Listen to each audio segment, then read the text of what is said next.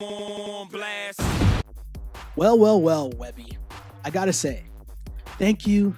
You're far too kind to the NBA for finally coming back because I was going through withdrawals, Webby. I can't even lie to you. My name is Sheldon Alexander, and I'm here, of course, with my guy, Andrew Webster. Webby, what's good, my dude? It's been a long week of watching the Olympics, let me tell you. Right. I'm like, I didn't even know. Like, what did we do when the NBA was on strike? What did we do when, the finals is over? Like, I don't even know. I didn't know what to do with myself for the past few days because no NBA was it was too much to bear. I need the NBA in my life. It's not like we didn't get stories, because we did get some crazy stories coming out of the NBA this week. And the All-Star game had a lot of, crazy things going on that I'm sure that we'll get to. But just not having the actual games was tough. I know, it's so true. And, one of the things they worked out, although they did extend no, sorry, what did they do? They extended the season by starting the season earlier to eliminate the back-to-backs, but they also extended the All-Star break to give a basically full week off, right? Yeah. So, I mean, even if you were an all-star, I'm pretty sure if you follow LeBron on Instagram, you were able to see the fact that, my guy went on, I think, 2 vacations, right? With the all-star game mixed in between. So, a good time to rest. And hopefully, maybe he doesn't need his Miami rest, this year. And he'll be ready to go for the second half of the season. But I know we are ready to go on the second half of the season here on the Ball on Blast podcast, Webby.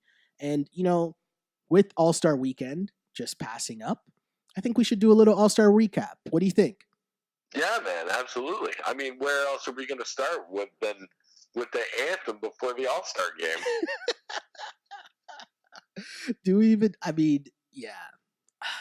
Yeah. We'll get to that. Is that the worst anthem that you've ever heard? Let's get to that in the Feed Me segment. That'll be there in the Feed Me segment for sure. All right. We'll get there. But we'll start off with a little turn up, turn down All-Star edition, right? And overall, Webby, we'll go with this for the first statement. As always, if this is your first time listening, turn up equals good, turn down equals bad. First statement, the new All-Star format was a success. Webby, turn up or turn down? Oh, turn way up. Turn way up. This was the first. Honestly, this was the first All-Star weekend in which the All-Star game was legitimately the best part. So true, right? And the intensity of the game, I don't know if it was just a simple fact of having the players have to put their name on it, like it's Team LeBron versus Team Steph. Do you really want your name to be associated with taking an L? Do you know what I mean? Like that, I think that has to add a certain level of pride. You know what I mean?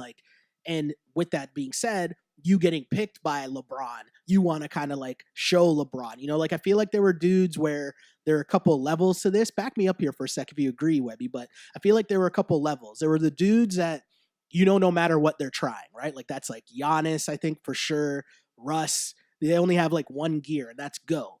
Then you had the dudes that are kind of they're feeling it out and they're going to try, but they're going to pick their spots, they're trying, but they're clearly still picking their spots. And I'd say that was Kyrie, Paul George, Steph for the most part, obviously LeBron. And then you had the dudes that, it's All-Star weekend. I've been out all week. Exactly. Jimmy Butler, which we'll get to. But, and I think the level of dudes or the amount of dudes that were actually trying, it wasn't just a full-on we're all tired. It's been a long weekend. This is the last thing before we get out. I feel like dudes had stuff saved in the tank. And when the end of the game came, man, the defense was up. That was a fire end to the game. Well, that's what I was going to say. I mean, this was definitely I would say for the first 3 quarters, it was a very typical All-Star game, we'll say.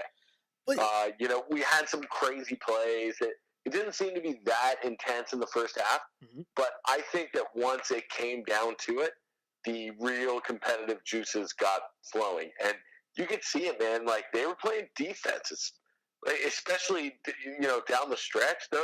Those guys wanted to win. And it was funny to see kind of who took over in terms of alpha dog and where the ball went. And I think the coaching, man, I was Mike D'Antoni didn't do – I know it was an all-star game, but Mike D'Antoni didn't do much as a coach, and from what I saw, maybe he was taking a Draymond Green kind of vacation there for the All-Star game, but there's some questionable decisions down the stretch. Did you see that? I think it was it the Portland? Someone from Portland. I don't know if it was Lillard himself or if it was Portland's Twitter account that was kind of upset that Lillard wasn't on the floor at the end, but when Kyle Lowry was.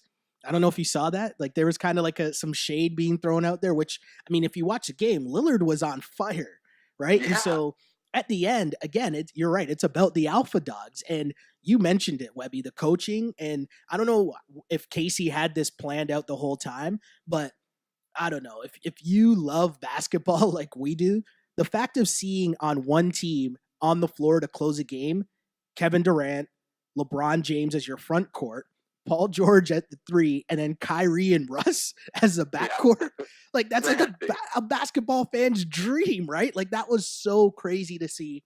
It was so good. Like I was just in heaven. I was like, this is just amazing. You're right in the sense that All-Star games usually don't matter. And I think what ends up happening is guys kind of try, and then if they're getting blown out, it's like, oh, whatever. It's the All-Star game. It doesn't matter. But I think, having the charities involved and like, literally, how could you have these kids come out, right? And let's say you're LeBron or you're Steph, whatever. Or even if you're just one of the other guys on the team, Webby, right?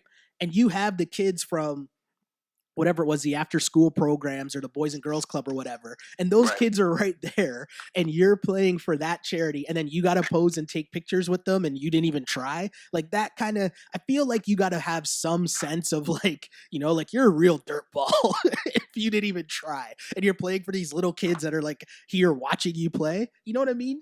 Listen, the other thing too, it's a weird dynamic of the players picking their own teams. Mm-hmm. It was just wild seeing those players that the media narratives push them apart. Kyrie hates LeBron and that's why he left. And Durant couldn't play with Russ and now they beef all the time. Yeah. But just seeing these players play together and having been picked by LeBron or by Steph, I think that it just does something to amp up the energy, I guess. Yeah. Maybe change the vibe to get hippie on you. Well, at the end of the day, it's basketball, right? And like we're always talking about LeBron and the beefs, as you just said, right? But at the end of the day, whatever LeBron and Kyrie might think of each other personally over the stretch of 100 games a year for the past 3 years, you know what I mean? They still know that at the end of the day, if we're talking about a one night only, let's play ball, you want Kyrie on your team. You want LeBron on your team. You want Russ on, you know what I mean? And I think that side of it still matters in the sense that, oh no, we're not losing to Steph and DeMar and whoever else was on the court. I don't even, who was on? Joel Embiid played an amazing All-Star game. I thought that if Steph's team won, that Joel could have a legitimate shot at MVP. He played great, man. People were saying it was either DeMar. DeMar was getting a lot of love because I think he had the most points for Team Steph. But either way, I'm trying to remember who finished the game for Team Steph. Do you remember? I should look it up right now. Maybe they have it in the box score. So it was Joel Embiid, Steph, DeMar. Mm-hmm. Did they take Draymond off? Because I know that they took. Oh, Draymond was on for defensive purposes. I do remember. So and they took Joel Embiid off when they went offense, defense there on defense. Yeah, it was. They had 3 or 4 blocks. Do you know what? That possession where they had Joel Embiid on the court and basically Team LeBron just swung the ball around to find whoever Joel Embiid was guarding. Because again, you essentially have 5 guards on the floor, right? You're talking KD, Russ, Kyrie, LeBron, Paul George, and that's it, right? Either one of those guys, you're talking a crazy ISO. That's essentially a mismatch on a big, right? But that one play near the end where Paul George, I think it was, had it at the top of the key, and he beat Joel off the dribble, but then obviously being so long and athletic, Joel came back and blocked it. That to me was a crazy, crazy play. And you're right, how he then ended up on the bench when they should just been throwing it deep into him every single rip, Well, I mean, he was out there for offense, but he wasn't out there for that defensive possession. Now, that play that Team LeBron ran was awesome. Yeah. Great play That drawn was up that was great. by Casey for sure. So good. But I mean, when you look at Team Steph, I think the biggest problem might have been James Harden. When you're talking about the guys, I was He was going out through partying. yeah, we were talking about the guys that are able to flick the switch because they're still coming to play a basketball game, and the guys who, they flicked the switch the night before at the club because that's when they were turning up. I think James Harden probably falls into that latter category, right? You look at, he had 12 points in that All-Star game, 5 of 19. Like, oh, I think okay. I saw a couple air balls too. It was ugly. Right? So imagine how crazy that is if you're Harden and you're kind of like, okay, yeah, this is the All-Star game. And then you see that final play and like KD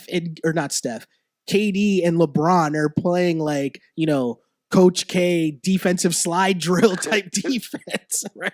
You're James Harden. You're like, yo, man, I'm still sweating Henny out here. Like, what's going on, Yeah, right? he's got vodka coming out of his pores.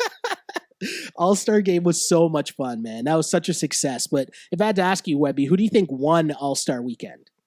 LeBron James. Yeah, definitely. I really right? do. I think that. Did you see the sound up segment of him during the All-Star game? The one they played during the game, or is there one that came out afterwards online? No, there was like a soundtrack of it afterwards of him like saying respect to Jerry West and I did Kareem see that. Yes, and yes, Bill yes. Russell, and then just him on the court and him in the huddles and stuff. Mm-hmm. I mean, the NBA is so. I mean, we said this.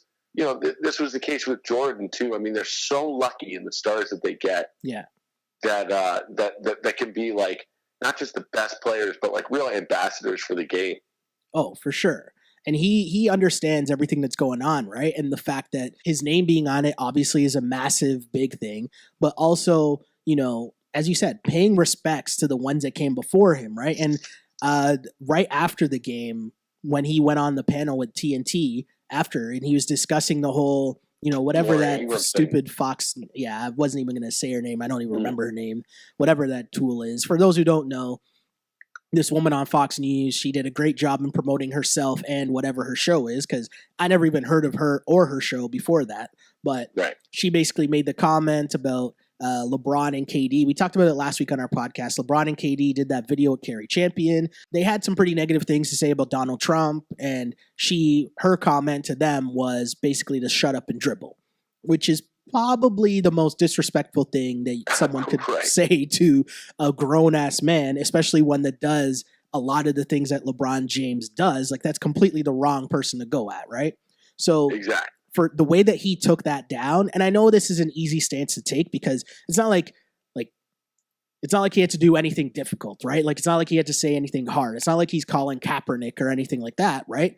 But for him to just understand the role that he plays in terms of, it's more than just me. I owe it to my family. I owe it to the kids. I owe it to, the fans. I owe it to the legends before me, right? The Bill Russells that went through like the real shit, right? Yeah.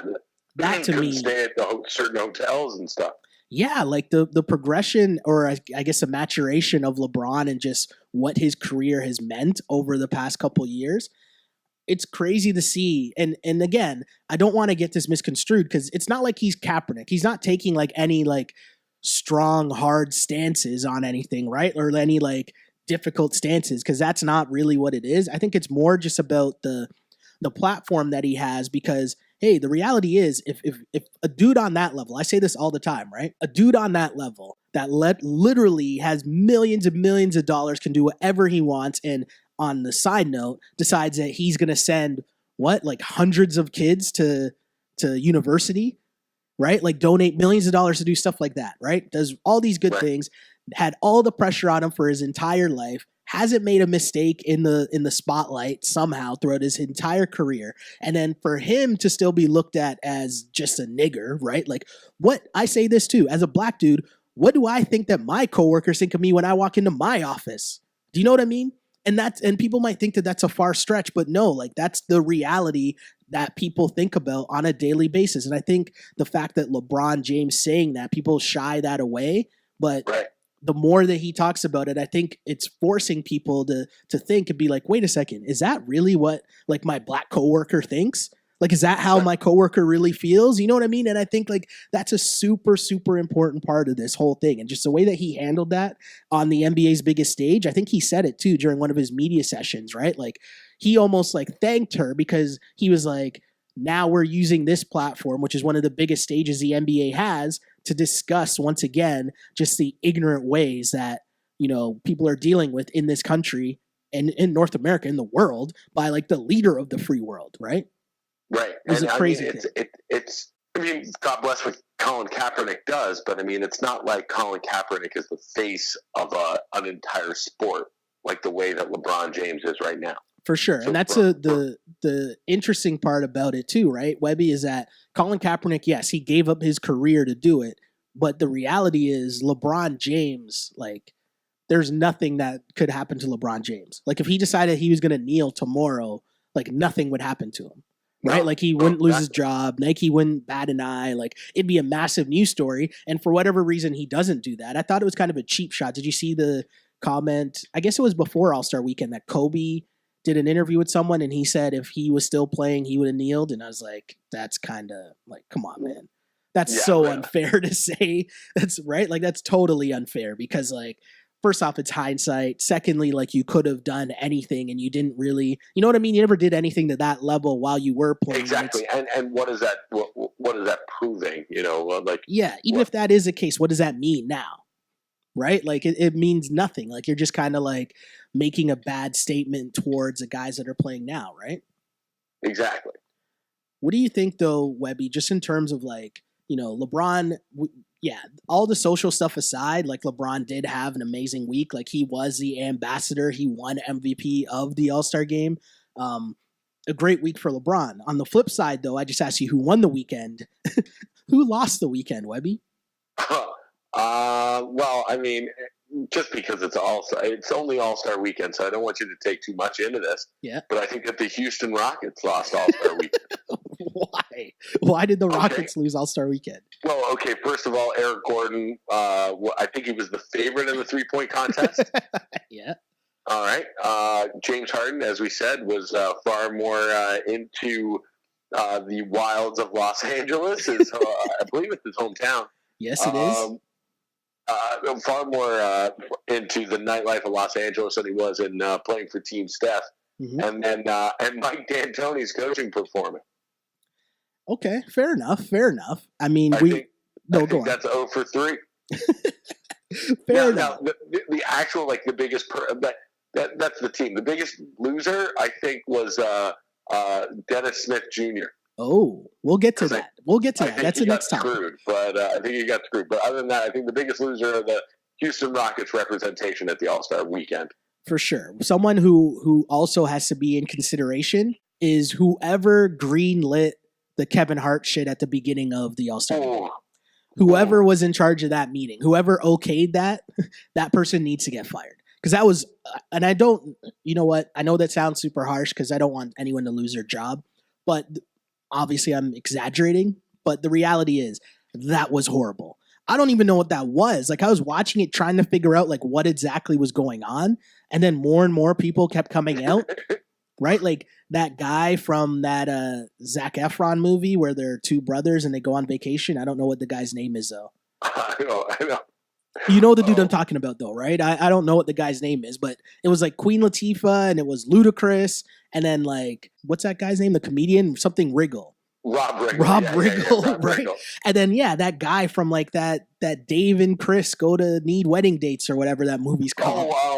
The guy from yeah. Right, the guy I'm talking about. The guy from Workaholic. Yes. But I'm saying, like, he pops up and he's like singing and dancing like we're watching a musical all of a sudden. I'm like, what is this? Who okayed this? And like the Kevin Hart jokes, like it was a little bit more entertaining, I guess. Pretty lame. I'm saying it was like from where he started, he could only go up. And so the jokes were like a little bit better. But yeah, I don't know where that came from. But whoever that person was that came up with that idea and then who allowed it to go on, yeah, you lost All-Star Weekend for sure. But as we move on, Webby, in our Turn Up, Turn Down segment, next topic is Donovan Mitchell deserved to win the dunk contest. Turn up or turn down? Turning down. Turning down. Okay. That means who should have won, Webby? Well, okay. Maybe he gets in, but listen, the best dunk of the dunk contest was Dennis Smith Jr.'s going with the other hand on the between the legs dunk. I actually agree. I totally agree. That was the best dunk of the weekend. No, I totally agree. That was by far the best dunk of the weekend. And the thing, too, to me, was he made it look so easy as well. And that was the crazy part. And if he was doing that early on, it makes you wonder, like, what else he had in his back pocket. Do you know what I mean? But with that said, Donovan Mitchell, the one that he won on, the Vince Carter dunk was cool. Whatever. It was okay. It was okay. I mean, he didn't do it as smooth as Vince Carter, so I don't know. You know, it was almost like a detriment in trying to copy Vince because like no one can make it look as good as Vince Carter did. You know what I mean? But I would have said Larry Nance Jr. I think he got robbed, man. Because he had a little bit of everything in his performance. You know, he had something of sentimental value of wearing the old school jersey, but there was actually meaning to it. Like Dennis Smith Jr., not Dennis Smith. Why do I keep saying Dennis Smith Jr. instead of Donovan Mitchell? It's so weird. But Donovan Mitchell, right? Him wearing the Vince Carter jersey, like, I don't know what the connection is there. Like, maybe he just liked Vince Carter and he had an awesome dunk there, right? But like Larry Nance Jr., to switch and get his dad's old school jersey and then have his dad there and then, but also mimic his dad's actual dunk in the dunk contest, like that cradle dunk. Like, that's so sick. Like, I thought that was really cool. And, you know, to me, I know him not winning, okay, cool, but that's still going to be one of those moments, I think, that ends up in every single year's All-Star montage, right? Of course. That split screen of him and his dad doing the same dunk, like, that was super cool. His dad sitting courtside, his dad, like, helped him on a dunk as well. And the double tap. Okay, so here's my other thing. Was Donovan Mitchell also the one who did he also did short shorts. He pulled off somebody else's jersey, Dr. Duncanstein, right? Yeah, he had the other dude that played on the Jazz. Yeah. Okay, so when he went to the Dr. Duncanstein, he went with the short shorts, but he had like the full leggings on underneath. Yes. What was up with that? That's why you're turning down his leggings. Yo, at least Larry Nance, when he had the short shorts, went like high socks, you know, but still had the short shorts. Oh, he kept it real with the old school look, you're saying. Kept it authentic. I think it's kind of cheating. If you're going to go short shorts, don't go full leggings as well. That's kind of weird. That's amazing. I think Larry Nance should have won. I love the double tap dunk. I think like that's super hard. That was super sick. That was super sick. And I like the innovation, right? I like when it's something that we haven't seen before, right? I think like that should be graded on a better curve or better scale than, you know, okay, I copied Vince Carter's dunk and didn't do it as well. It's just my opinion, just what I think. The Larry Nance reacts to after the double tap dunk was amazing. Yeah, because he knew like the crowd was kind of like confused, right? And his biggest problem with that dunk, Webby, correct me if I'm wrong, I think he made it look so easy that people didn't understand what he did. So it's funny that Donovan Mitchell went with the Vince Carter jersey for his, because the same sound, the only other sound that I've heard from that crowd in a dunk contest that was comparable to Nance's double tap was Vince's arm in the rim. Ooh, yes. And that same kind of like, wait, he did what? Yeah, and he needed a second to kind of see it on the big screen in slow motion. Yeah. The other one too, I guess, kind of like that was the Dwight Howard, where he put the sticker at the top of the backboard. Definitely, so true. I do remember that. Yeah, I remember that too. My boys, they were all out last night. I went to meet them after they played like Wednesday night ball, and I went to meet them after. And they reminded me of one dunk that I totally forgot about. Do you remember when Gerald Green did the between the legs dunk in his socks? Yeah, dude, he also did the blow out the birthday cupcake. Yes, but I was just like, oh shit, I totally forgot about that, right? Because again, it's one of those things where I think the average fan, like, you don't really understand because they make it look so easy, but you don't really understand how difficult that is to just like jump in your socks and do it between the legs and dunk it, right? But yeah, I'm for those type of things, right? We're seeing things that we've never seen before. I'd give a lot more credit to that, and I think the whole show I'll give it to Larry Nance. But yeah, I agree with you too, Webby. The best dunk of the night does go to Dennis Smith Jr. Absolutely. One last turn up, turn down. And it's kind of going back to the actual All-Star game. But the topic here is, Webby, it was totally cool that Jimmy Butler did not play in the All-Star game. Turn up or turn down? I'm going to turn up because do you know who Jimmy Butler's coach is in Minnesota?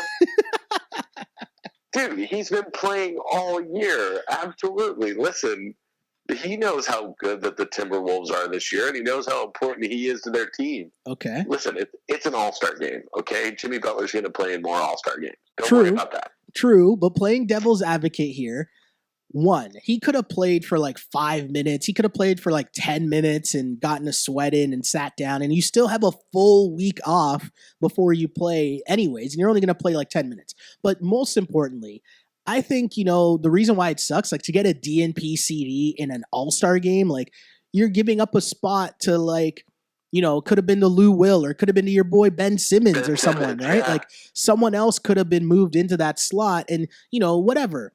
If you didn't want to play, make up an injury, right? Like you have a bum ankle or something, right? And then someone else gets a replacement. And it would have been so cool of an honor for someone like Lou Will, who might not have that chance again, or even someone like Ben Simmons to like double down on the rookie season that he's having. It would have been a cool look for someone like that. If you're Jimmy Butler and you know what, I'm probably not going to play. Just say you have a bum ankle or something, right? And then they can name someone else an all-star. That would have been cool, I think.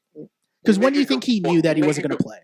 You make a good point, but I don't know if it was Jimmy Butler's intention at the beginning of the All-Star game to be like, I'm not going to play even though I get selected.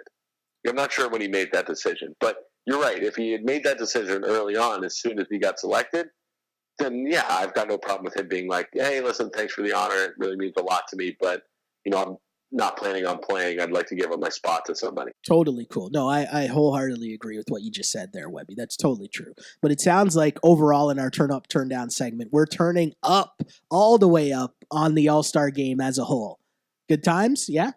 Yeah, absolutely. Well, I'm turning up definitely on the game. The Saturday I thought was a little lackluster. Yeah, the dunk contest, it was okay. It was better than last year, but I guess last year's dunk off was really weak, so you could only go up. 3-point shootout was kind of lame, wasn't really that good. I'm a sucker for the celebrity game for some reason, even though I know it's not. No. When I don't know half the people in the celebrity all-star game, I'm out. Hold on, but okay, true. I don't think you ever know half the people, but like Quavo, Biebs. I saw Quavo's line. Oh, his stat line? Yes. This is monster line. MVP of the game, right? Quavo, although when he blocked that girl, like, come on, Quavo. Like, you got to chill out a little. Knock teeth out of her face. So wrong. But yeah, Quavo getting the MVP. I mean, Jamie Foxx, how about Jamie Foxx walking out of that interview? Did you see that? No. He was doing an interview with ESPN SportsCenter with Michael Smith before the game. And Michael Smith, like, he tried to play slick, but he's like, so Valentine's Day just passed. Like, did you and Katie Holmes play a little love and basketball one-on-one before, the practice and get you ready for the game? And Jamie Foxx just gets up and takes off the headset and walks off and then pretends to like start doing like stretching drills. Yo, how are you gonna breeze over the most? Jamie Foxx and Katie Holmes are a thing? Hold on, you didn't know you were unaware of this? Come on, I was unaware. Seriously? You didn't know this? It's been a thing for a while now, yeah, but they never acknowledge it. They've never acknowledged it. So it came out as like I guess they've been seeing each other for a while. Like, I want to say over a year, if not years. Like, it's been a long time. But they never acknowledge it. He'll never talk about it. I think they get spotted together a couple times, maybe. But like, yeah, it's pretty much like a known thing in Hollywood and in like those circles. But they never really talk about it. So yeah, when Michael Smith asked him about it, he tried to be slick and like ask him about it. And I think it was a pretty clever way to try to ask him about it, right? And he just like got up, took the headset off, and he didn't do it like in an angry way or anything. No, He did it like in a Jamie Foxx kind of way, right? Like he took it off and kind of walked because he's doing like stretching drills and like plain view of the camera shot still. Like, it was actually kind of funny. That's But good shit. yeah, celebrity game. I'm here for the jokes, man. And the Beebs playing ball, Beebs shooting hoops. I'm here for that, man. Why not? Nice. Shout out to the Beebs. Another thing we wanted to do here, because obviously, other than the All-Star game, there wasn't that much ball going on. So last week, Webby had the great idea, which I totally loved, where we kind of look ahead and kind of look back, I guess, and predict who the MVPs are or other awards, MVP, Coach of the Year, stuff like that. Let's go through a couple awards here on the Ball on Blast podcast, Webby. And I think we should start with, who is your Rookie of the Year if the season were to end today? Oh, well, I mean, it's so easy for me. I mean, you know who I'm going to say. I just think that Ben Simmons' numbers this year are unbelievable. All across the board. He's ranking in like the top 5 across all the major statistical categories for rookies. And then he's just about, I think he's only 2 triple-doubles shy of Magic Johnson's rookie record for triple-doubles. If you love that stat, Ben Simmons is right there. And I think he's proven himself a pretty dynamic offensive player. Now, I understand Donovan Mitchell, especially lately, has been really coming on. And Jason Tatum, early on in the year, was on fire. Mm-hmm. But I think consistency definitely counts for Rookie of the Year. And I think that Ben Simmons is by far the Rookie of the Year. By far the Rookie of the Year. Whoa, I don't know if I'm able to give you by far Rookie of the Year, Webby. And I'm going to go with Donovan Mitchell, actually. And the reason I'm going to go with Donovan Mitchell is because as a rook on that team, especially, I'm going to give him a lot of credit for it. I know this is probably unfair and this isn't how these awards are picked, but I think the surprise factor of it makes it that much of a big deal, right? Because we weren't expecting that much from Utah. We were kind of expecting him to be nothing. Donovan Mitchell fell in the draft despite a lot of people thinking that, he'd still be a good player, but, him at 13, I don't think people were seeing this coming. And he's dropping pretty much 20 points a night, 3.5 assists, 3.5 rebounds per game. But on top of that, he is by far the best player on the Utah Jazz right now, and the Utah Jazz in the wild, wild west, they're hanging around. They're only a game and a half out, and I don't know if we would have predicted that, and I think definitely if the Utah Jazz get into the playoffs in the West, to me, I think I got to give that nod to Donovan Mitchell as being the best player, and if you're putting up 20 points a night as the best player on a playoff team in the West as a rookie, I don't know, Webby. I might have to give that nod to Donovan Mitchell. Joe Ingles has beef with your Donovan Mitchell. I'm serious, man. Joe Ingles is having a hell of a season. I'm not mad at Joe Ingles. I'm really not. Joe Ingles is like that dude, and the dude, if you ever played pickup ball, that you're looking at him and you're like, yo, this guy's just getting buckets somehow. Yeah, we can't stop this guy, but why can't we stop this guy? That's Joe Ingles. Three-point shooter. He's the best three-point shooter in the league. My thing is, does where you were selected in the draft affect where you stand in the Rookie of the Year race? I don't know if it does. If it does, then listen, Kyle Kuzma is the Rookie of the Year. No. I hear you. I was more just saying, I think the shock value of everything, just Donovan Mitchell, but then also the Utah Jazz just not being a complete dumpster fire. You know what I mean? I think those things, and then I'm adding in the West Coast bias because I still believe the West is, the NBA is still kind of slanted towards the Western Conference being the stronger conference. But either way, I think it's a very good debate. I think even if it is Ben Simmons, I don't think it's a runaway victory. Is that fair? I don't know. I mean, listen. Okay. Donovan Mitchell, he scores a lot of points, but so does Ben Simmons. The only difference is Simmons puts up 7 or 8 rebounds a game and another 6 assists a game. He's also not really a rookie. Well, listen, hold on. If Blake Griffin can win, I know. That was just low-hanging fruit for me, Webby. Come on. Sometimes I see it on the tee, and I got to just knock it out of the park sometimes, right? Listen. I understand. Oh, man. Amazing. So we each, I mean, not that I disagree with Ben Simmons being the MVP. I mean, it's tough to argue against Ben Simmons, but I think Donovan Mitchell definitely has a very good case. But moving on, our next award, Coach of the Year, Webby. Who do you think should be the Coach of the Year? Well, now everybody out there is going to say that we should say Dwayne Casey. Okay. And I think that Dwayne has done a lot, especially with this culture reset that we keep talking about and bringing on the bench unit as well as he had. But you know what I'm going to say? is Greg Popovich. Yeah, I'm going to agree with you, actually. Yeah, go on. Because, I mean, well, the big news kind of just that dropped today or yesterday was the article about Kawhi and his injury and how the Spurs are dealing with it and how it's really kind of up to Kawhi to come back and how he manages the pain. And this story was obviously leaked or kind of given to Woj and ESPN by the Spurs front office, right? But the thing is, with Pop, the way that he coaches the team and really manages the whole Spurs organization when it comes to the players and the basketball operations, you wouldn't notice. You wouldn't notice that there's this beef between the team and their best player. Because all they've done without one of the best 4 players in the NBA is claw their way to 3rd in the Western Conference, which we both agree has the best talent in the NBA. Mm-hmm. And not only that, like, he's doing it with a different lineup of teams every night. We think that it's impressive what Casey does with the bench. Pop doesn't have the same 15 or same 12 guys on a night-to-night basis. It's so true, and we talk a lot. Obviously, we have our Wrap It Up segment where we talk about the Raptors and, the biggest stories going on with Toronto. And a lot of the talk is always about, oh, how come the U.S. media isn't talking about us and blah, blah, blah. And, like, I kind of want to ask a lot of Raptor fans, like, how come you guys aren't talking about the Spurs?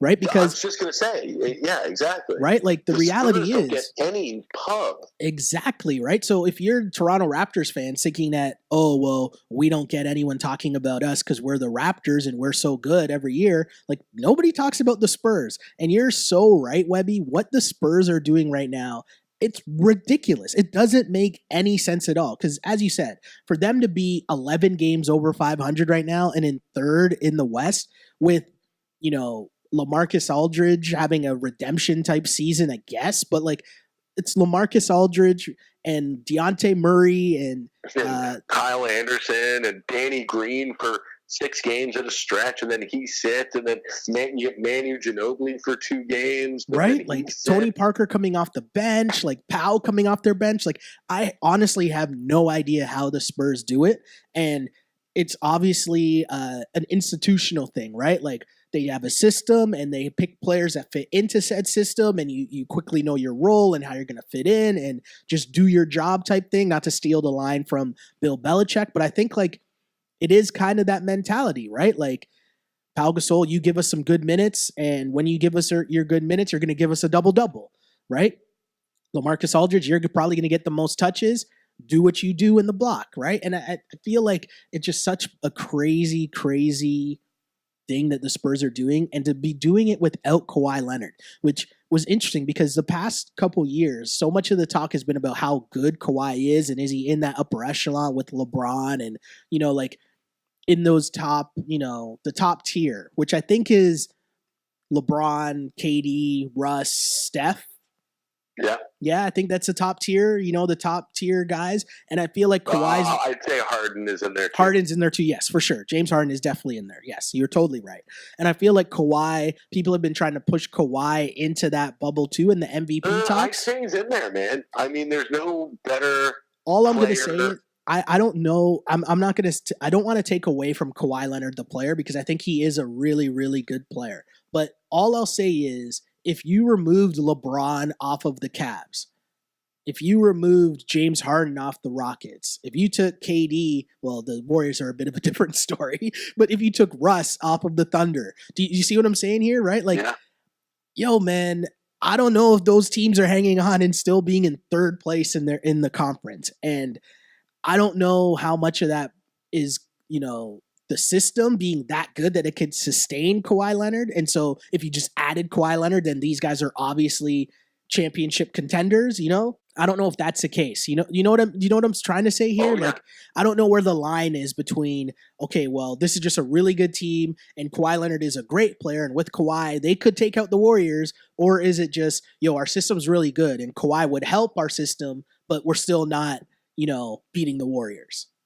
I'd still say that Kawhi Leonard is in that echelon. Okay, that's interesting. There's a lot of conversations we're having here that I really want to hear people's feedback on too, because I don't know, and I like the conversation we're having because it's there's no right answer. You know what I mean? And you're saying things that make me think a lot because I'm like, is Kawhi in that same bracket as James Harden? Like, if I told you you could have, you know what I mean? Like, what's the trade off there? You know, it's super interesting. And I really wonder because it's such a weird thing what's going on right now. And you're right. The article by Woj is definitely slanted. Oh, yeah. It was definitely put out by the Spurs. Because it's just odd, right? Like, so he's meeting with someone, but there is a Spurs person with him when he was in New York getting the second opinion. And apparently the second opinion said you're fine to come back and play. But then he's got this option that's coming up at the end of next year. Yeah. So in his free agent year, like, why put yourself at risk even though you're so far into the season and your team's in third place? Why put yourself at risk when you can be completely healthy for your free agent, you know, your year before you're a free agent? It's a completely fascinating story, right? And it's something that we've never seen with the Spurs before. I mean, we've never, well, I mean, in this iteration of the Spurs, we've never seen a star player take this stance of, hey, you know, thinking about kind of my future first rather than the Spurs. It's super crazy. And I mean, I don't know what the Spurs are going to do in the playoffs, but it does set up an interesting scenario now where if you're the two teams at the top, right, in terms of Golden State and Houston, are you kind of jockeying for that 2 spot because you would rather play the Spurs in the second round than have to play, let's say, OKC or Minnesota? It brings up an interesting scenario. I'm sorry. I just don't think you ever want to say, yeah, I want the Spurs in the playoffs. That's a fair point. That's a fair point. Fair point. Just throwing it out there, you know, just throwing it out there, Webby. A guy you definitely don't want to see in the playoffs, unless you're the Warriors because you have Kevin Durant and 3 other All-Stars, would be LeBron James, which brings us to a next award, who is the MVP this season? And I guess I just gave away who I think the MVP is. I know what you're going to say. Right. Webby, who's your MVP before I give my reasons for why LeBron's the MVP? Well, my MVP is James Harden. Okay. His numbers, whether you want to do traditional stats, are insane. If you want to look at advanced stats, it's even more mind-blowing what he's doing. And then when you think of the fact that this team added basically another guy at his same position, and the big question was, how are these two going to coexist? Who's going to get the ball? Well, I mean, they've done pretty freaking amazing. And you could say that a lot of it has to do with Harden. Now, not only that, but it's the little things. 2 years ago, he was, ridiculed for his effort on defense. And I think he's not Kawhi Leonard to bring up the guy we just brought up, but he's certainly getting better and he's improving his game. And he's got the Rockets. It's unbelievable that we're talking about James Harden as like a leader. Yeah. But that's what he is. And like this Rockets team, they've got a real chance to be the number 1 seed in the West, in this vaunted Western Conference. And the guy's just insane. You watch him on a night-to-night basis, he's unstoppable. I mean, you're totally right here. I can't really argue with anything that you just said, but I'm going to try to anyways. I mean, I'm looking it up right now, and it's crazy to first see that James Harden's averaging 9 assists per game and Chris Paul's averaging 8.3. That's kind of crazy, first off. But James Harden at 33.3 points per game, 9 assists, and 5 rebounds per game. That's crazy. It's totally insane. His PER is 30.5, right? And so if we go across, and as I click and my internet loads to one LeBron James, who's going for 26.5, 8.9 assists, and 8 rebounds per game, his PER is below Harden's at 27.8. And LeBron James was my MVP pick at the start of the season. Midway through, he's still my MVP pick. And the only reason I hesitate on LeBron James is because do we have to remove points from him because he blatantly didn't try in a few games to force the hand of them making a trade? So, I mean, that stretch that he went down, nothing LeBron James has ever averaged, but he was average for what he does. And you could see that he wasn't engaged, he wasn't trying. And I don't think that the other thing is too, look at LeBron's turnovers per game. Yeah. And where they rank in his career. Now, that can be one of many reasons why they're up there, but that's a little hit against LeBron. It's not good. It's definitely not good. I'll give you that. I'll give you that. But if you look back at some of those games, right, like he was having buckets in garbage time to get him up there, but LeBron James scoring 11 points in a game, like that's just crazy. Weird. That will always stand out to me as just being really, really weird. And, with that said, though, the other angle to take on this, the hot take angle, if I were to do that, would be he masterminded the whole season, right? Like he masterminded this whole thing to where, okay, I'm gonna play with my buddy D Wade for a bit. Oh, it didn't really work. Okay, well, how do I get younger players on the team? Cool, we got younger players now. Okay, yeah, I'm more comfortable with this younger team heading into the playoffs. It's quicker and more athletic, and I don't have to play nearly 40 minutes a game, and to play the 4 at 40 minutes a game, I can chill a little more. I can take more rest. I don't have to worry about the fact that if I go to the bench, we're going to blow a lead or we're going to be blown out just because I've been on the bench for a while. I mean, LeBron, what he's doing on and off the court has been kind of crazy. We talked about it earlier in this podcast. I just think that if somehow this team, and I know they're a little too far back, so it would be tough for them to catch the Raptors and win the conference. But if they catch the Celtics, I don't know. There's still some time left, and if they really pull off one of those crazy win streaks that we've seen LeBron James teams do before, and he goes back to, what was it, December LeBron that was just on fuego? Yeah. I mean, he is a serious MVP case. That's all I'll say. LeBron's MVP case is very, very serious. If he bogs down again and goes back to December LeBron, that was pretty much just going crazy. Or maybe it was November LeBron. I don't know. That first 2 months of the season, LeBron was kind of going crazy. He would be my MVP pick just because he's still the best player in the world. I think when it comes down to it, he's still the best player in the world. And yeah, I'm going with LeBron. Completely fair, and definitely has an argument. He has been outstanding. The one thing I will say is that it's a little closer between LeBron and Harden for me than it is for Donovan Mitchell and Ben Simmons. Well, of course it is. That's because you love Ben Simmons and everything Sixers. Ben Simmons is also sitting on 25, 5, and 12 right now. And also, as we record this right now, the Cavs are losing by 3 to Washington, but LeBron just checked back in with 8 minutes left in the fourth quarter. Oh, okay. So okay, so we know how that one's going to end. Yes, definitely. As we move on to our wrap it up segment, because we don't know how this season's going to end for the Raptors, but if the first half was any indication, chances are things will turn out well for our Toronto Raptors, who, again, as we mentioned last week, Raptors off to a great start in this regular season. They currently are off to the best start in franchise history. It was the first time they've ever led the Eastern Conference after the All-Star break. But at 41-16, they're at a 719 win percentage. They have a chance at winning 60 games. I mean, it's kind of crazy to think about how good this Toronto Raptors team is this season, Webby. And sticking with our award segment, we'll do it a little differently, right? Because, it's obvious. DeMar would probably be the MVP of the team. But we'll put a little twist on this. Who do you think has been the biggest surprise this season for the Raptors? Or maybe just the biggest surprise of the season. Maybe it's not necessarily a player. I'll leave that open-ended for you.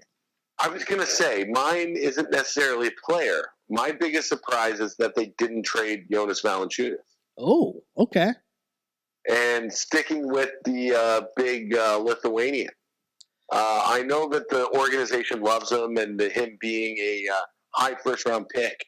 They love what he brings to the table in terms of his offensive ability and his real talent at the line with the free throws. Mm-hmm. But I really thought that they were going to move him. Yeah, I mean, it's one of those things where hindsight, if you look back and think just how much people were crushing Jonas for so many years. And I was one of those people, I think you were too, that was always like, they need to give him the ball. No, like, give the man the ball. Let him cook, right? Like, we're all about all these long twos. How are these twos in the paint? And did he always play as hard as we wanted him to be? And I don't mean hard as in, like, was he trying hard? I meant aggressive. Like aggressive, yes. Like, would we want him to just get the ball and just dunk everything in the paint? Of course. But he is a skilled big man, and I think that he didn't get nearly enough credit for the fact that he just didn't get the ball nearly as much as he probably should have been getting the ball. And not that he's getting a ton more touches now. I think he's more maximizing his opportunities now, right? The other thing, too, is earlier in his career, you could really see that a lot of times, especially DeMar and Kyle didn't trust him. Yeah. And they'd be in his ear and, kind of giving him dirty looks every once in a while. But you know what, man, this season, especially early in the games, they trust the big man. Oh, yeah. There's a lot of DeMar and Kyle driving to the basket, and especially DeMar's improved on this so much. Driving to the basket, being able to assists, right? Yeah, being able to just drop off, and you'll see like these little dump passes, or like maybe even a little behind the back or a wraparound pass, and finding JV for easy layups or like little just hook shots. And it's been a thing to see the development of the team, and you're right, the trust being the biggest factor of that. It is interesting, it is a surprise they didn't trade Jonas because his name was involved so much for the past few years. But my biggest surprise is OG. And I know OG's kind of struggled. Maybe, I don't know if it's a rookie wall. I don't know if he's a little banged up over the past couple weeks. But overall, if we go back to the draft, he was taken, 20th, I think it was? Somewhere in that range. My biggest thing with what happened to OG, though, was most people didn't really know much about him, right? Unless you were a serious NCAA head, right? Like, and you're like deep diving, and I'm not talking about reading mock drafts. I'm talking about like you watched him play in college. Not many people would have been able to tell you much about OG Anunoby. And when he got picked, people were spending a lot more time trying to figure out how to pronounce his name more so than how is this guy going to fit on the team. But also, he was coming off a serious knee injury, and we weren't even sure when he was going to play, right? Like, there was talk that he was going to start the season injured. And then all of a sudden he was ready for the season, and he didn't miss any games. And then it wasn't soon after that he was even a starter. So I just think that, starter and contributing, right? Like getting big time assignments in terms of having to try to guard the other team's best perimeter guy. And I think when you add that into the fact that we didn't even really know who this guy was or what exactly we were getting. Now you're getting a starter, and maybe when healthy, the 3-and-D guy that they've probably been missing for the past how many years at Damari Carroll. And trying to add via free agency or trade. So for sure. Kind of falls in their laps. Yeah, the 3-and-D guy that, Terrence Ross wasn't or Damari Carroll wasn't. And like all of a sudden now, you kind of get this guy, and it was very interesting to see, and it's a shame that he's kind of, slowed down over the last few weeks, but maybe, with this All-Star break, a week off, get him, he can refresh down the stretch, and, he will have to be a big part of what the Raptors do if they are to, in fact, make some noise in the Eastern Conference playoffs. So my biggest surprise is your boy, the real OG Anunoby. Now, what's funny is neither of us said Fred VanVleet. And I'll tell you about Harden, because I knew that he was going to be an NBA player, and I knew he was going to be an NBA player for the Raptors. That's interesting. You're right. Freddie probably should get some votes for our made-up awards here in terms of biggest surprise. I mean, I will say, if you talk about Freddie Webster, I'll say, like, when the season started, my biggest worry about the Raptors was I thought they were relying a lot on the young bucks, and Freddie was a big part of that, right? Like, he now undoubtedly, between him and DeLon, would have to share a lot of those backcourt minutes. And then if Kyle got hurt, which is always the worry with this team, right? He would be thrusted in, and you're kind of worried now. Like, could those guys handle the load? To be honest, if Kyle went down, I wouldn't even be that worried at all. And I know that sounds bad, and I don't mean that as a knock on Kyle. I mean that more so as like a way to big up what OG and DeLon have done this season. I just think that those two guys have been so good, and especially Fred. Fred's probably been more consistent in terms of that calming force in that second unit, or maybe even not the calming force, but maybe more the spark plug, right? Like he's kind of the what's your go-to, the straw that stirs the drink there, Webby? The straw that stirs the drink, man. Absolutely. Right? Of the second unit that gets him really going. He's been a great player. And again, we'll always go back to, as March Madness nears, right? March Madness is coming. It's one of those things that we always talk about, that I like to talk about all the time, in terms of, we forget sometimes that when you see a dude do something on the big stage that is March Madness, that at least is something that heading into an NBA draft. And sometimes, people are so focused on the what could be's instead of what they actually know, right? Not only that, but a guy who's done it for, I know Van Vliet was 4 years, and I think he was in the tournament all 4 years as well. So somebody who's not only done it on that stage once, but done it on that stage multiple times. Yeah, like it's not a fluke. The moment's not going to be too big for him. Like he's not scared. He's not nervous, right? Like I think those things matter, especially when you need minutes from a young guy, right? Like they needed minutes from him, and Freddie did not disappoint. So yeah, he makes it onto my ballot. And mature enough to know that, not right when you get into the NBA that everything's going to go your way, that you're going to have to put in hard work, just like you did as a freshman, as a sophomore, to get to where you need to be. So true, Webby. So true. So if we're going to ask the biggest surprise, maybe do we ask who the biggest disappointment? Is there a disappointment from the Raptors first half of the season? Well, I mean, there's a couple, right? Obviously, we would have liked to see Norm evolve a little bit more. As Serge, I think, for the money we want to see. But I'll tell you, man, and maybe I'm way off base on this, but I thought Bebe showed real flashes last season. Something that I thought that maybe he'd kind of keep going, and they're just kind of not finding minutes for him right now.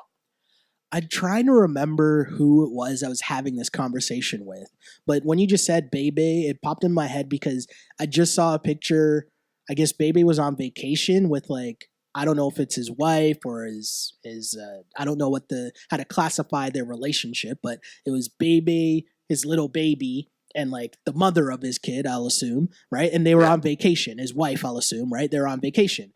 And you see this picture and he just looks so happy. And like the caption was something about like Bebe's baby or something like that, right? He just looked so happy.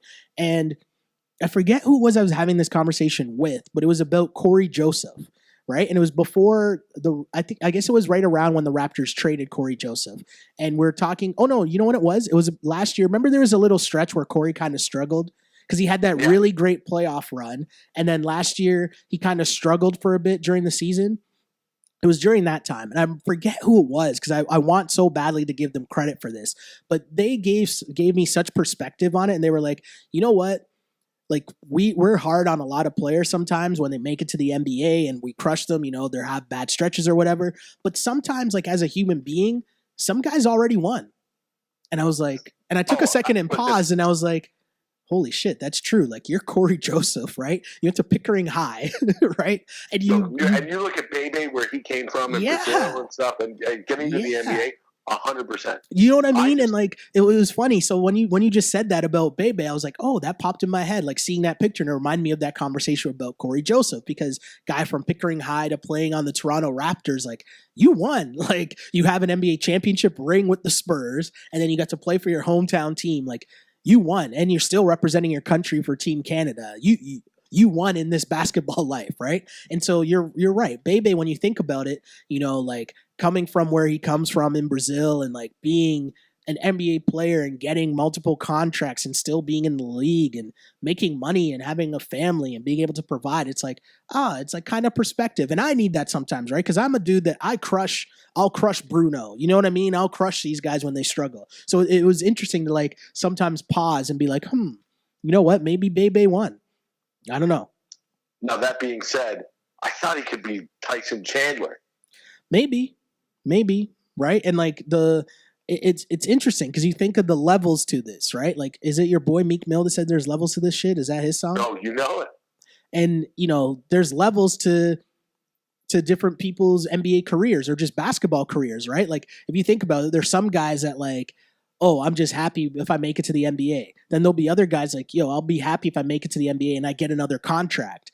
I was watching something the other day. It was my guy Gary Vaynerchuk. He was doing an interview with Nick Stauskas, right? And Stauskas was talking about how like he was talking to JJ Redick and the importance of being an NBA vet for 10 years. Like it just seems so crazy to like think that, oh man, I'm gonna play in the league. Like my goal, I want to play in the league for 10 years. So I'm saying that to say, there's levels to this shit in terms of if you're a baby, your dream was probably just, get to the league, get that $1 million contract, right? And you're good, right?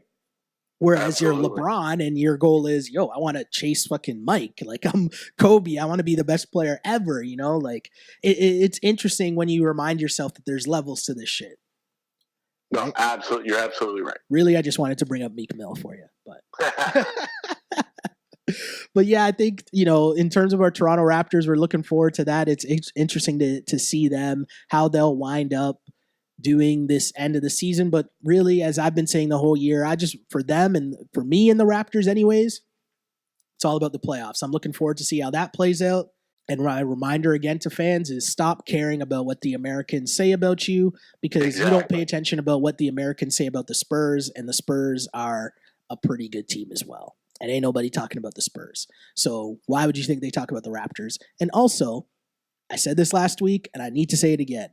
Put your efforts towards being angry about what your networks here in Canada and how they talk about the game of basketball and your Toronto Raptors. Put your focus there. Because if you think about it, do you think there's people in Canada arguing that they don't talk about the Nashville Predators?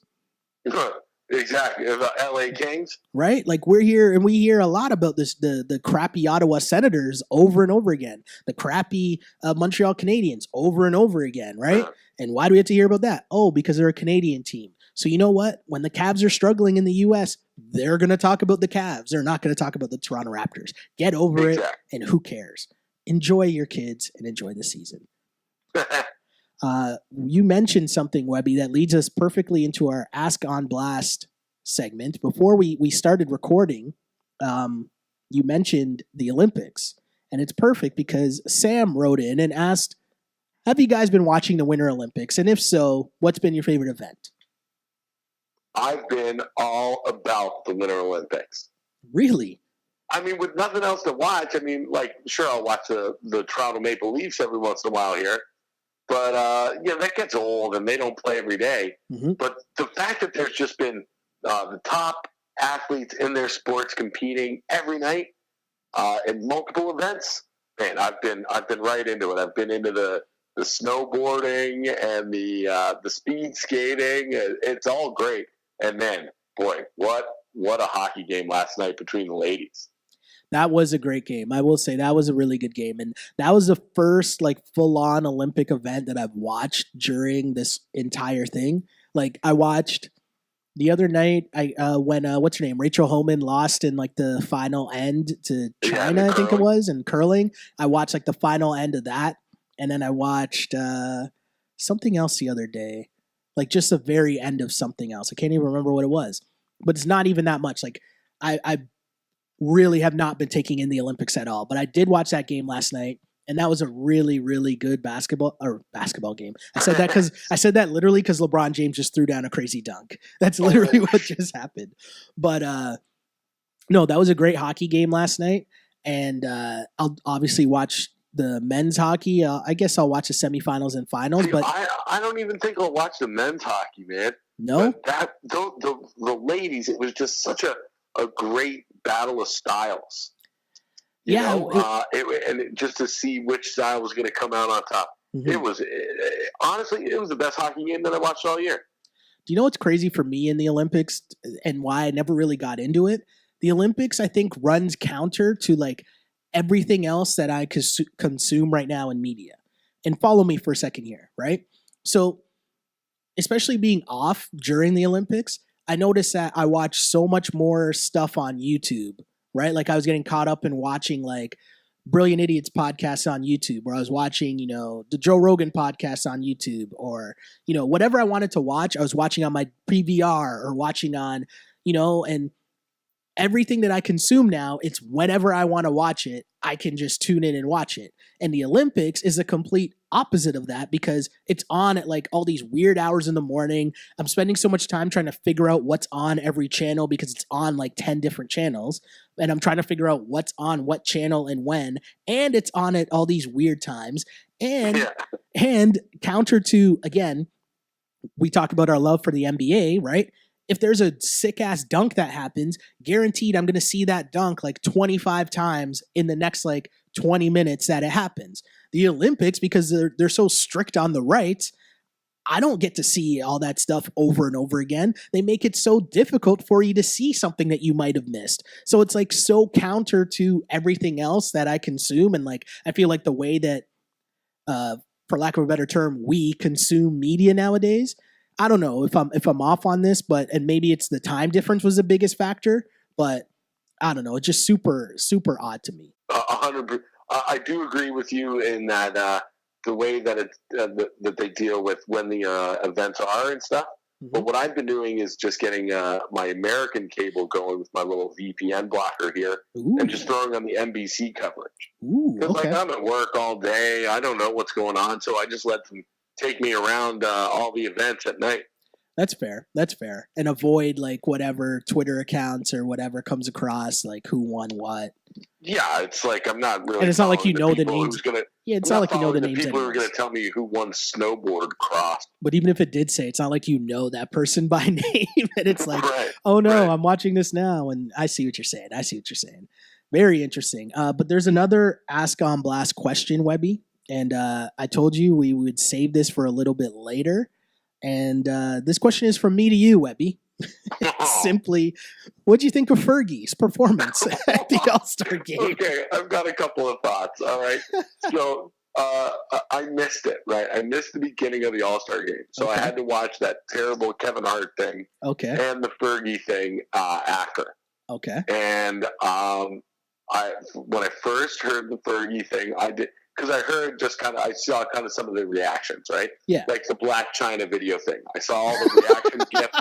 I saw all the reaction gifs first before I actually Hold on, you're just going to slide that, pardon the pun, because I didn't mean the pun. I didn't mean the pun. You can slide in Jamie Foxx and Katie Holmes. I can slide in Black China. I didn't mean to slide it. I didn't mean to say slide it. You know what? I'm going to stop talking. Sorry. Go on. So I saw the reaction gifs first, and then I watched it. I couldn't stop laughing. I had to show my my fiance, and she's now obsessed with it. Yeah. There was everything great about it. The reactions of the players, the cameraman to find Jimmy Kimmel in that moment as well. Yes. Was fantastic. Oh, it was so good. And then, but my favorite thing is, and I got to bring up our former colleague and our boy, Cabby. Okay. Because Cabby had the best tweet that made me laugh so hard. Okay. But he meant it so sincerely. Oh. He was like, listen, a lot of people are bashing Fergie, but she really made a choice. She really, she's an artist, and she made an artistic choice with the anthem. I don't think we should be going after her for this. Sometimes it works, sometimes it doesn't. And I just saw it. I just laughed so hard. That's an interesting take. I was like, that's the take of the weekend, that the Fergie anthem wasn't so bad. That's a very interesting take. Wow. Hold on, I'm looking at it right now. Okay, I see it now. It says, respect to Fergie for her rendition of the Star Spangled Banner. Creatively took a chance, gave it your own flavor on a TV show known as the NBA All-Star Game. Keep taking chances as any fearless artist does. Hey, wow, that's an interesting take. Guy, but that's too good. That's an interesting take when everyone's going one way. I mean, that's very interesting. Exactly. It was so. Now it ranks up there at worst anthems of all time, but it's still not as bad as, and I'm sure you've seen it, Shelley. If our listeners haven't, I need you to go on YouTube tonight, and I need you to type in "worst O Canada ever." Oh, is that my guy in Vegas? That's your guy in Vegas. Yeah. CFL game. Yeah, that guy is awesome. Yeah, that's outstanding for sure. My thing with the Fergie was, and I was watching it live, and my nephew was over. We were watching the All-Star game together. And she starts, and we're talking, and I was kind of just like, hold on, what is going on right now? And I was so confused. Because I couldn't tell what she was trying to do. And it wasn't until later someone brought up the Marvin Gaye rendition on Twitter that I was like, wait a second. She was trying to recreate her own Marvin Gaye anthem? Like, that's what she was trying to do? And it was like, I guess that's what she was trying to do. Like, I'm still not even sure, but I think that's what she was trying to do.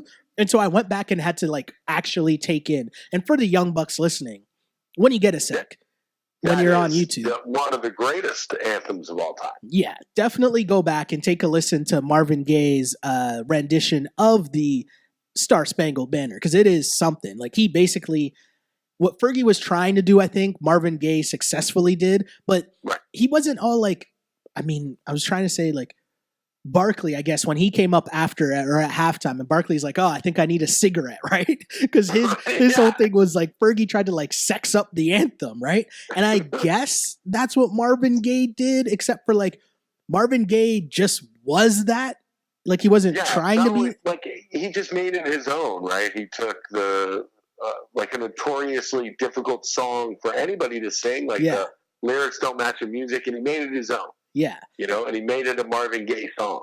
And like, Marvin Gaye just like epitomizes that. I don't think he would have to like try to sound like that. You know what I mean?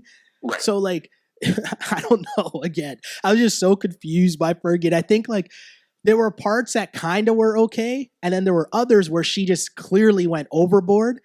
Right. And that to me was like, okay, so it could have worked at some points. There's some points that I was like, okay, Fergie, I see what you're doing here. And then there were others that were just like, whoa, yeah, that's a bit too much. Clearly that part where the Draymond Green meme that will now live forever, right? Like, that's one of those, that's one of those parts that was just so good, because it's like, oh my God, this is amazing. And why the NBA is the NBA, right? Because before the All-Star game even happened, there was already a moment that will go down as why we'll remember this All-Star game. Exactly. NBA is amazing, as always. And as the NBA continues to be amazing, we'll be right here, and hopefully you will too, to join us on the Ball on Blast podcast. As always, my name is Sheldon Alexander. You can find me on Twitter at Shell Alexander and on Instagram at Sheldon Alexander. And also, we've been starting to put up some more content on YouTube. So hit up the YouTube page, Sheldon Alexander, and subscribe and find out what goodies we got for you there. Absolutely. And I'm Andrew Webster. You can catch me on all social media at AWebster84. Just going nuts about the Sixers, who look like they might be on the verge of winning a sixth straight game for the first time since 2011, 2012. Oh, boy. Wow, Sixers winning and Cavs losing, it looks like here.